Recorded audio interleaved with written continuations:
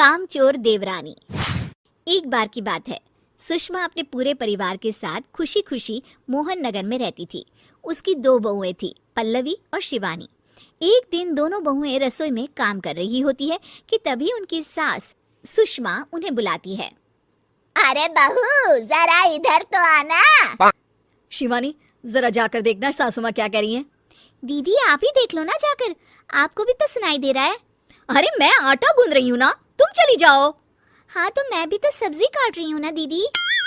अरे बहू जल्दी आओ।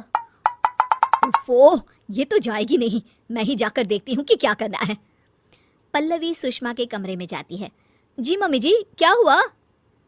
शाम को घर पर कुछ मेहमान आने वाले हैं, तो तुम अच्छा सा खाना बना लेना बहू। ठीक है मम्मी जी, आप बता दीजिए क्या क्या बनाना है और कितने लोग आ रहे हैं। सुनील की मौसी जी और उनका पूरा परिवार आ रहा है। कुल मिलाकर 3 लोग और हमें मिलाकर हुए 9 लोग। तो अभी से ही तैयारी करना शुरू कर दो। और हाँ, घर की सफाई भी कर देना, हाँ, अच्छे से। जी मम्मी जी, सब काम हो जाएगा, आप चिंता मत कीजिए। पल्लवी शिवानी को घर में मेहमान आने वाले हैं इसके बारे में बताती है। क्या 9 लोगों का खाना बनाना होगा, घर की सफाई करनी है? बाप रे, सासू माँ ने तो हमें घर की नौकरानी ही समझ कर रखा है। ऐसा नहीं बोलते शिवानी, हम इस घर की बहू हैं और घर के काम करना हमारा फर्ज है। दीदी तो है ही सासू माँ की चमची, जब देखो सासू माँ सासू माँ। मैं तो इतना सारा काम नहीं करने वाली। शिवानी कपड़े लेकर गमला साफ कर रही होती है और चक्कर आने का नाटक करने लगती है। मेरा सर चकरा रहा है। तभी वहां पल्लवी और सासू माँ जाते हैं। अरे बहू, क्या हो गया तुम्हें? मम्मी जी, बहुत तेज सर में दर्द हो रहा है। तुम एक काम करो शिवानी, आराम कर लो। नहीं नहीं दीदी, घर में मेहमान आने वाले हैं, मुझे आपकी मदद करनी चाहिए। अरे कोई बात नहीं शिवानी, तुम आराम कर लो, मैं सब काम कर लूंगी। ठीक है दीदी, अगर आप इतना कह रही हैं तो आराम कर लेती हूँ। शिवानी आराम से अपने कमरे में मैगजीन पढ़ रही होती है। इसे कहते हैं आराम की जिंदगी। इतना सारा काम। चलो, सारा काम खत्म हो गया, शिवानी को देख आती हूँ। शिवानी अपने कमरे में ईयरफोन में गाने सुनते सुनते सो जाती है और उसके साइड में मैगजीन भी रखी होती है। पल्लवी वहाँ आ जाती है और वो सब देखती है। ओहो, तो मतलब सब काम चोरी का बहाना था। अभी बताती हूँ इसको।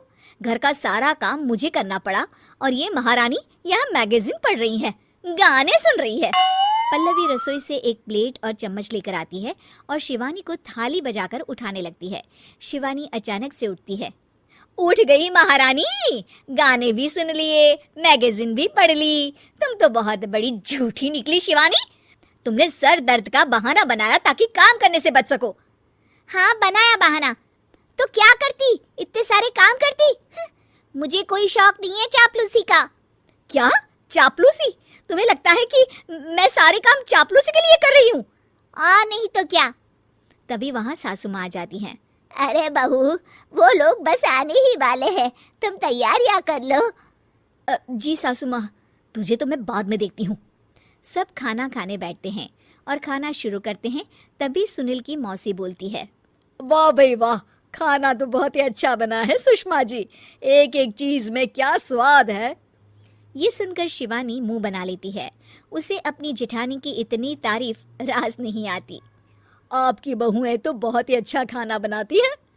हाँ, बनाती तो दोनों ही अच्छा है, पर आज ना ये सारा खाना बड़ी बहू ने बनाया है। छोटी बहू की तबीयत ठीक नहीं थी, सो इसलिए। मानना पड़ेगा सुषमा जी, आपकी बड़ी बहू तो बहुत ही गुणवान है। पल्लवी की तारीफ सुनकर शिवानी को जलन होती है। पल्लवी ये सुनकर खुश हो जाती है और शिवानी की तरफ देखकर उसे चिढ़ाती है। कुछ देर बाद मेहमानों के जाने का वक्त हो जाता है। मौसी जी सबके लिए उपहार लाई होती है। वो सबको शगुन के पैसे देती हैं और अंत में पल्लवी के पास आती है। तुम्हारे लिए शगुन का लिफाफा तो है ही, पर बहू तुम्हें एक और उपहार भी मिलेगा इतना अच्छा खाना बनाने के लिए। मौसी अपने सोने के कंगन निकालकर पल्लवी को पहना देती है। ये लो, ये मेरे मनपसंद कंगन है, अब से ये तुम्हारे हुए। धन्यवाद मौसी जी। ये देखकर शिवानी तो पूरी तरह से जल जाती है और गुस्से से रसोई में चली जाती है। तभी वहाँ पल्लवी आ जाती है और उसे अपने कंगन दिखाने लगती है। देवरानी जी, अब आपका सर दर्द ठीक तो है ना? मुझे लगता है कि अब सर दर्द शुरू हो गया होगा आपका।